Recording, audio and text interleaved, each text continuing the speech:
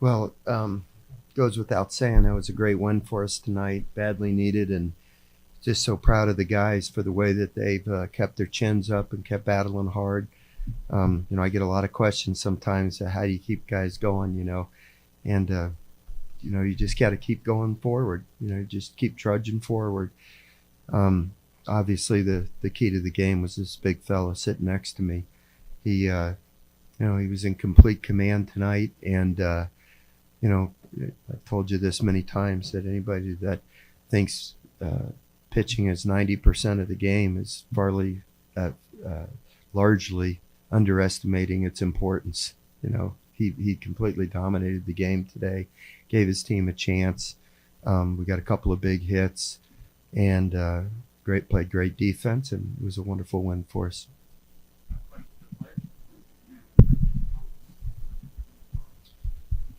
Brandon, when did you know you had good stuff tonight? Was there a point in the game where you just felt like, okay, this is probably my best night of the year?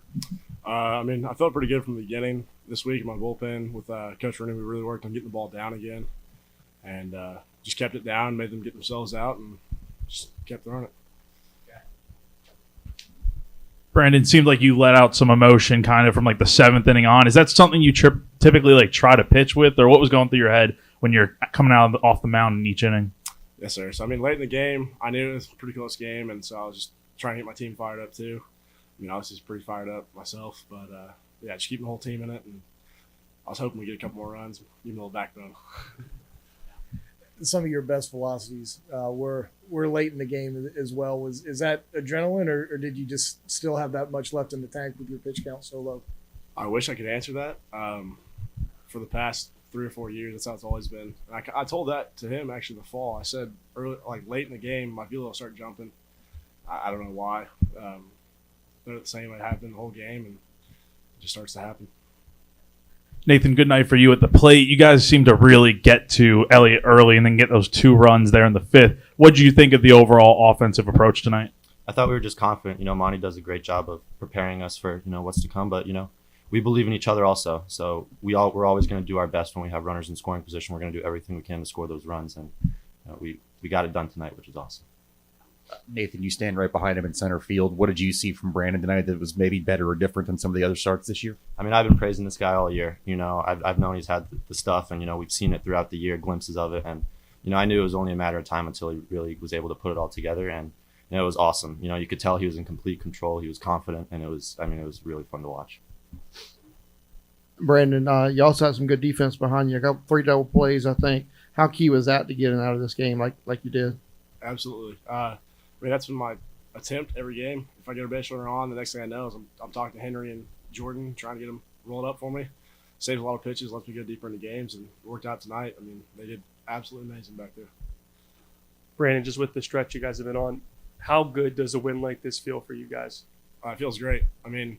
We got a good win this midweek. We kind of felt like things were starting to get in the right spot, and I think we're starting to do a little better now. Roll it, get it rolling.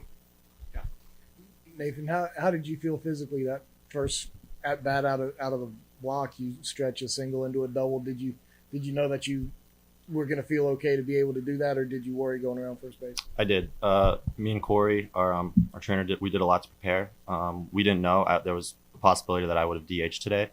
Felt it out in practice yesterday and figured I was pretty good to go. And that was kind of I'm happy I had a swing like that where I had to hustle out of the box a little bit to see if I was really okay, and it felt fine. Thanks, Coach. Boy, was it good to have Nathan back in there. Whew.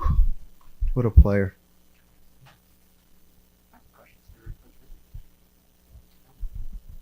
You had the bullpen up there. Was there ever any thought to pulling Brandon, or did you know that he was going to go 9 the whole way there? I wish I knew he was going to go 9.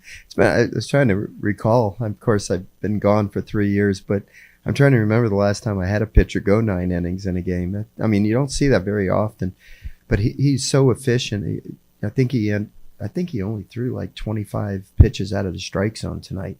Most of his pitches were strikes. I want to say he had, I don't know if it was 70 or so strikes, 65 strikes, something like that.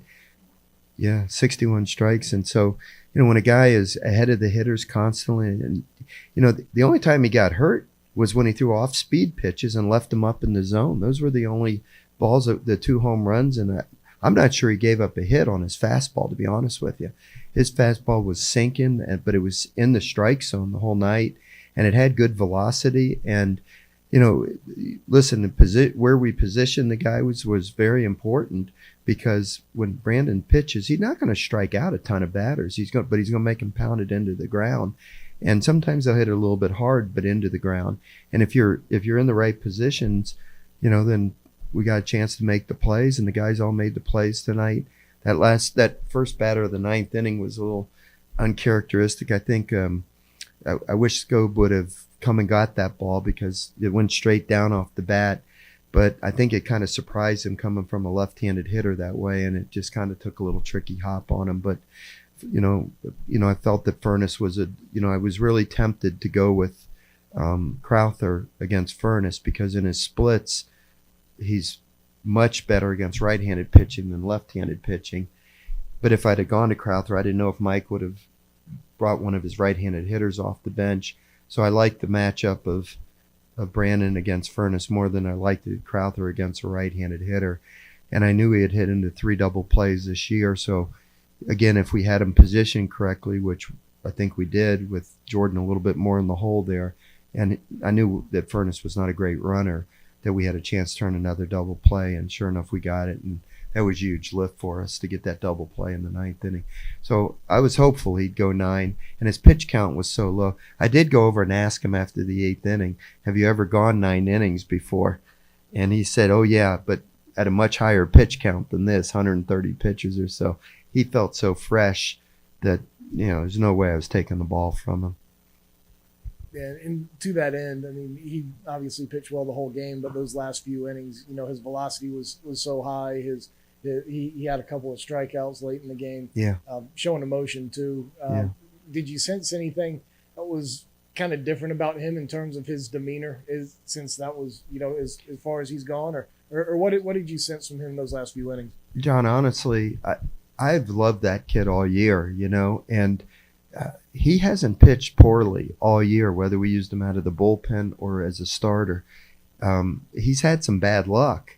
The first inning against Oklahoma, there were a lot of seeing eye hits type of things, and, just some bad karma for him, I don't know if that's the right word, but just some bad luck stuff.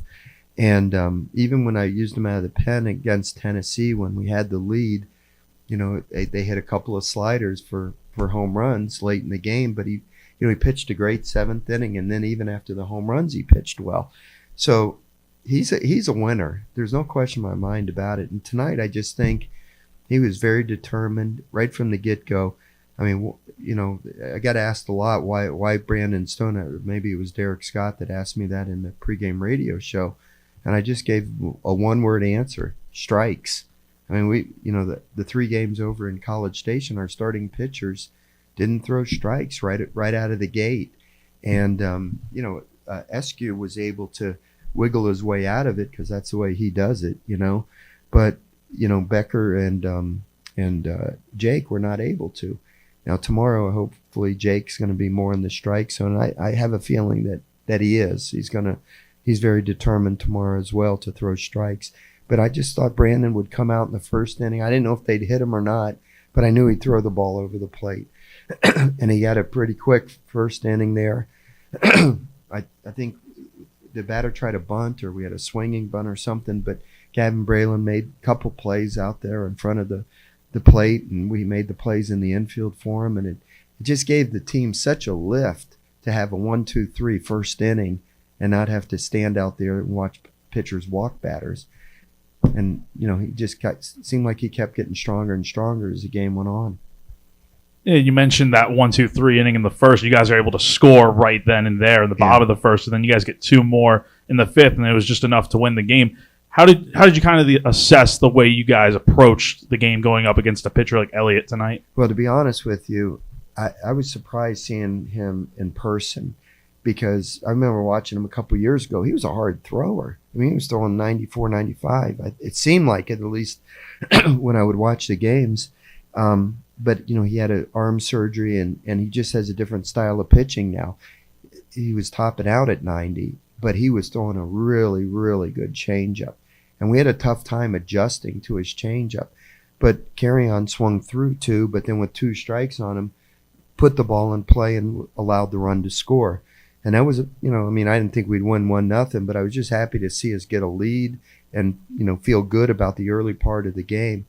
And then, Nathan came through with a big hit, and then the young kid, Gavin Braylon, came through with a clutch 2-strike hit. And, we were able to, score 3 runs. We had a chance to kind of break it open there. Carry-On was up with second and third, but we just couldn't get a hit right there. Kept the game close, and then Mitch Sanford hit the home run to make it a 1-run game. Mitch, I love Mitch. He played for me for 2 years at LSU. I don't know if you all know that. But my last 2 years at LSU, he played for me, and I loved the kid, recruited him and everything. But I wasn't very happy about him hitting that home run tonight, to be honest with you. I hope that's the last one I see out of him this weekend. But I got to tell you, when they brought that Morris kid in, wow, that kid was awesome. He wasn't just a hard thrower. He had a great curveball cutter. He threw all strikes. Who hits that guy? He pretty much dominated us, once he came into the game. So I'm glad we got those runs early. I know you mentioned it to us the other day, answering why Stone didn't get to pitch at A&M. Did you ever get a chance to talk with him about why? And what was his kind of reaction when you told him that he was starting tonight? Well, he wanted to pitch, the other day, but I know I've said this before, and y'all think I'm crazy. I thought we pitched great the other day. I really did, and I liked the way that the guys that we used. SQ was great for 3 innings. I thought Jarvis was a really good matchup against them, and he pitched great for 4 innings. Sweeney came in, pitched great for 2 batters in the 8th inning, and then gave up a hit and a home run. And then he went out there in the 9th inning and had bad luck on the first batter. I hate to rehash it again, but I thought he threw good. It was just we played a really tough team in a tough environment with the wind galing out. And then I thought that Caleb Jones came in and threw the ball the way I would have hoped that he would.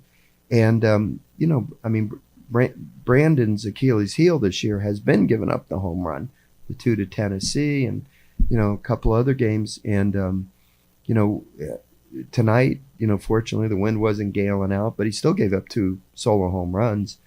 But I told him, he was chomping at the bit to come into the game the other day, and I just told him, look, once I was really debating between starting Sweeney tonight or Brandon. And once I knew that I was going to use Sweeney there at the end of the game, I knew that, I had to start Brandon on Thursday. I knew he would be the starting pitcher tonight. And I told him during the game that, look, I know you want to pitch, but if I don't use you today, you're going to be starting on Thursday. So I think he was excited about the start. And, after getting, walked off twice, having a really bad game and getting walked off twice, we needed a leader out there tonight. And he was a leader. I knew he would be. He was a tremendous leader, coming out, pounding the strike zone and getting us off to a good start. And then, of course, the rest is history. But I didn't expect him to go 9, but I expected him to give us a good quality start of at least 5 or 6 innings. Did you hold your breath at all when Nate was rounding first to try to stretch that opening hit into a double? Honestly, I wasn't even thinking about it, John. I stood out with him at center field yesterday at practice, and I watched how gracefully, like he does, going after fly balls.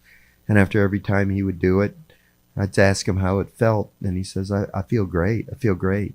So, I knew he was going to be fine today, and it was just awesome to have him in there. I told him yesterday, look, if you can at least jog, I'm going to DH you tomorrow. Okay, so at least you can jog to the bases.